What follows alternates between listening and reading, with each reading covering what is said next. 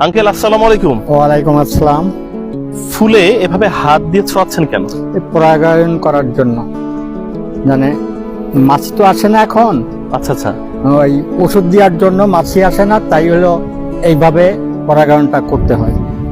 দর্শক আমরা যে ফুলে হাত লাগানো দেখছি, এটি শুধুই ফুল নয়, এটি কোটি টাকার সম্পত্তি।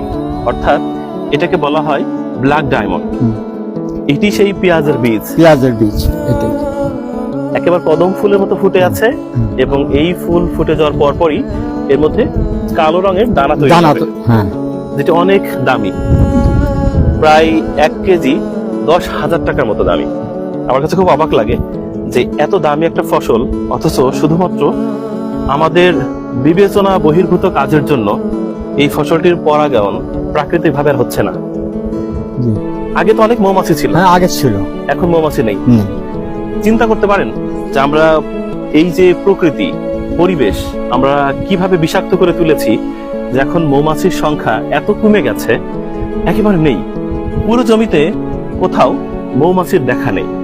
এ কারণেই আমাদের সোলাইমান কাকা হাত দিয়ে ছুঁয়ে দিচ্ছেন এবং এভাবেই এই ফসলের পরাগায়ন ঘটাচ্ছেন।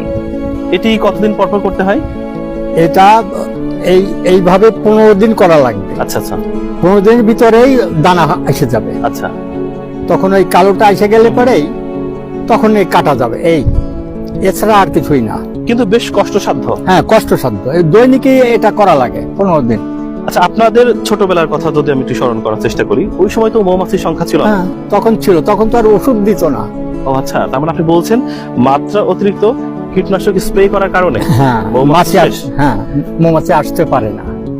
একটা অন্যরকম বিষয় শিখলাম যে এত চমৎকার একটি ফুল, ফুল মানেই মৌমাছিকে আকৃষ্ট করার জন্য যথেষ্ট কিছু সেখানে আছে, অথচ এই ফুলের এখানে একটিও মৌমাছির দেখা নেই।